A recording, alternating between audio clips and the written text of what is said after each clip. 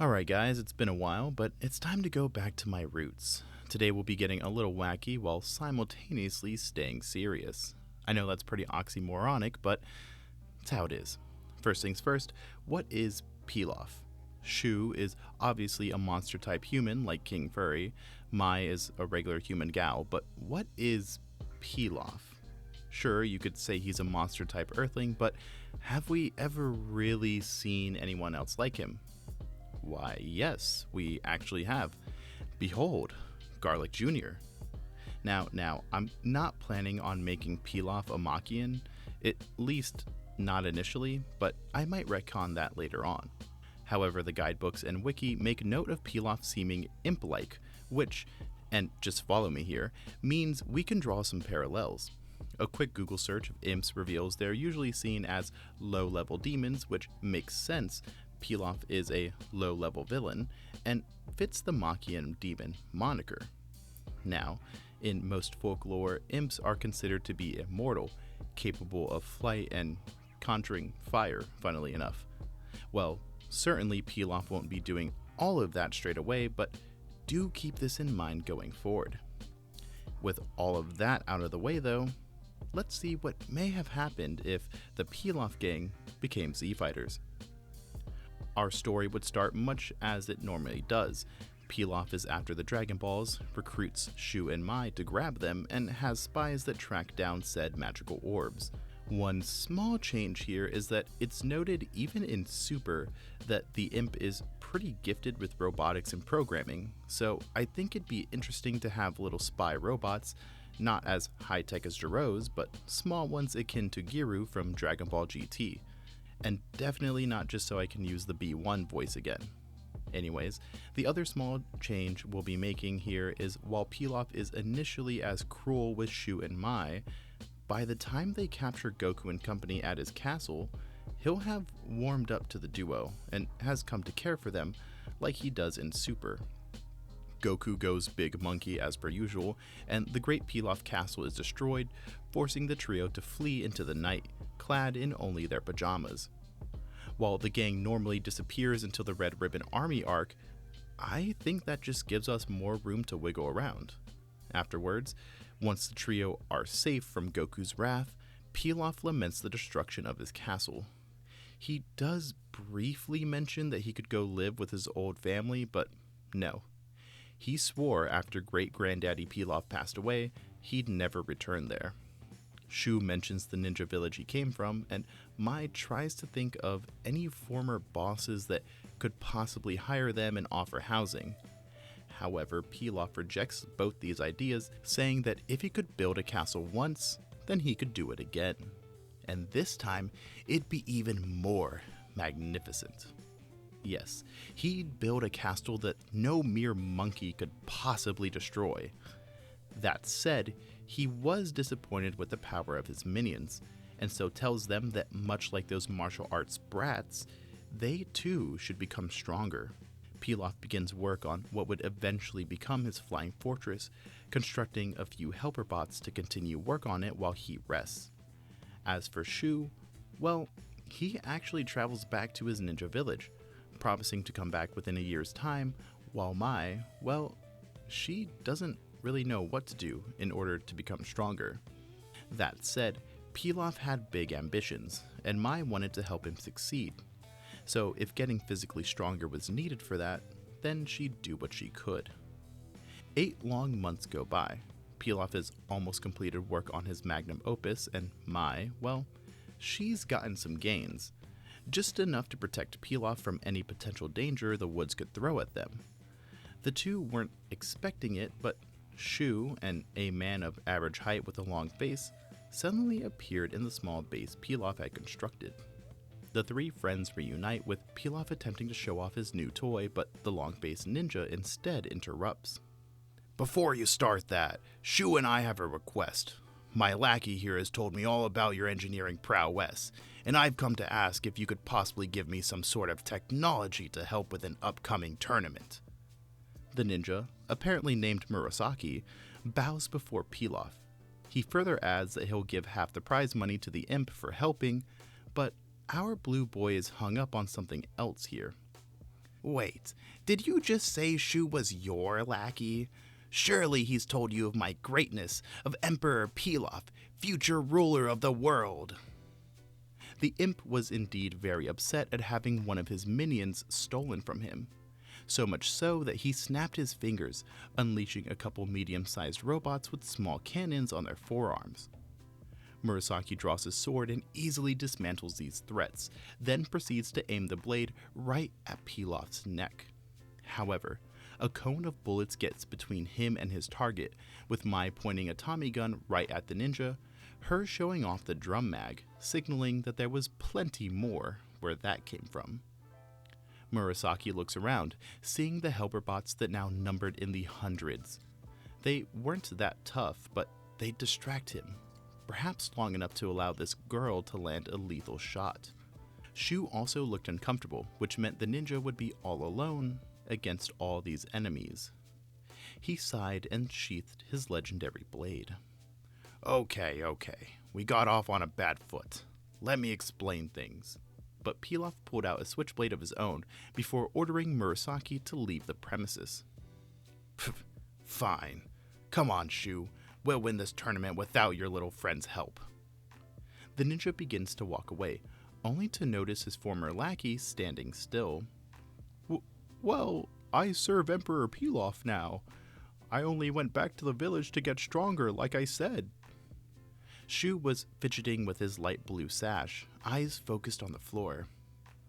And after everything I did for you in the village, I defended you when everyone said you'd become a missing nin. And to think, I was going to let you join me on this red ribbon job. What a waste. Murasaki spit on the ground in front of Shu, then walked off. Well, that was awkward. But look on the bright side. You're back with us, not Horseface over there, Pilaf said, walking up to his minion and putting a hand on his shoulder. This did make Shu chuckle a bit, but he's still a little shaking that Murasaki would attack the two people he'd done nothing but say praises about. Either way, Mai would eventually ask about whatever prize this upcoming tournament had, which causes the Shiba Inu to snap out of it and explain his plan. Murasaki had wanted to join the 21st World Tournament in order to win the cash prize and use it to possibly start up his own ninja village. Initially, Pilaf thinks this to be a stupid plan. However, for as much of a genius as he was, he couldn't work with old scrap and scavenged materials forever. Some money would go a long way in making more helper bots and finishing up the Sky Fortress. So, quite impulsively, Pilaf decides to enroll his minions in the tournament, despite not participating himself. The group fly in on the Pilaf copter, and the preliminaries go pretty well, with Shu beating out Nam and Mai getting the best of Bacterion, with a well-placed eye poke and subsequent flurry of punches to his gut. With that decided, the first match is Shu versus Krillin. I know it should technically be Mai, but honestly, this matchup is far better. The two martial artists step into the ring, Shu leaving his sword behind with Pilaf, who has two helper bots waving around signs with Shu and Mai on them. They both bow, showing each other a considerable amount of respect before charging forward and getting into a heated melee. With their backgrounds as both a monk and ninja, the two are able to read and combat each other fairly well. Krillin comes out of the scuffle the victor though, landing a decisive blow on Shu's snout before sweeping his leg and sending the doggo flying with a spin kick. Barely catching himself, Shu prepares to go on the attack once more, growling as he takes up a different stance from earlier. Krillin takes notice of this, but believes he's ready for anything, and so chooses to charge in regardless. He tries to kick Shu once more, but the dog ducks and hits his leg up into the air with a strike, before shoving a palm into the back of Krillin's knee, this actually causing the monk to wince in pain. He tries to create some distance, but when landing on the injured leg, Krillin notices he can't stand on it. This leaves him open for a series of speedy attacks by Shu. Said attacks aren't difficult to deflect and have a low amount of power in them, but Krillin quickly discovers why that is. Shu eventually manages to pierce through the monk's defense, landing a savage uppercut which cracks a few of Krillin's teeth. This, however, leaves Shu open for an attack as well, which Krillin takes full advantage of, twisting his body in the air and landing a devastating kick to the side of his opponent's face. This leaves a Shiba Inu with a large black eye and Krillin with a swollen jaw, but they're both prepared to continue on. Another brief scuffle ensues, though Shu is now on the losing side as Krillin is able to see through his attack style. Shu was using a combination of dog style and leopard style, using fast strikes to disarm and open up the opponent, and then striking with a monstrous amount of strength. The only reason Shu hasn't been eliminated yet is simply due to the fact that Krillin is down a leg and can't strike as hard as he normally would. However, as things get desperate, and the monk feels the need to use more and more tricky maneuvers, an idea comes to mind. Remembering Shu's earlier reaction to getting hit in the snout, and the fact that he's a dog, Krillin decides to fart right in his face. Now, hear me out. If Krillin was able to defeat Bacterion with said fart, and Shu has a far more advanced sense of smell, there's not much hope for our doggo. Shu passes out due to the pure rankness of Krillin's attack, allowing the monk to proceed. Yamcha goes on to lose to Jackie Chun, as always, but then it's time for Mai to fight Ranfan. Now, while some people may say this fight is an easy bag for Mai, and I'd normally agree, this is 2023 people. Let's assume Ranfan swings both ways. She too attempts to seduce Mai, and while she may not feel the same way, the weapons expert gets easily flustered. She had no idea how someone could do such a thing in public, especially in front of this many people. Thinking that her flirting is working, Ranfan attempts to strip as she normally does, however, this only angers Mai. The weapons expert remembers when she was younger, and first started working for the occasional mob boss or loan shark. She too used her womanly charm back then, and even attempted to use that attribute on Pilaf, but the imp saw past that, looking at her record and her abilities beyond the physical. When Mai saw Ranfan, she saw a reflection of herself, and so, with a face red as a beet, she swung a fist into her opponent's cheek, sending the poor girl flying out of the ring.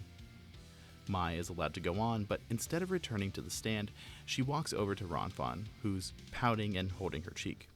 She tells the girl to start respecting herself more, that if she wants to win fights going forward, she'll need real strength to do so.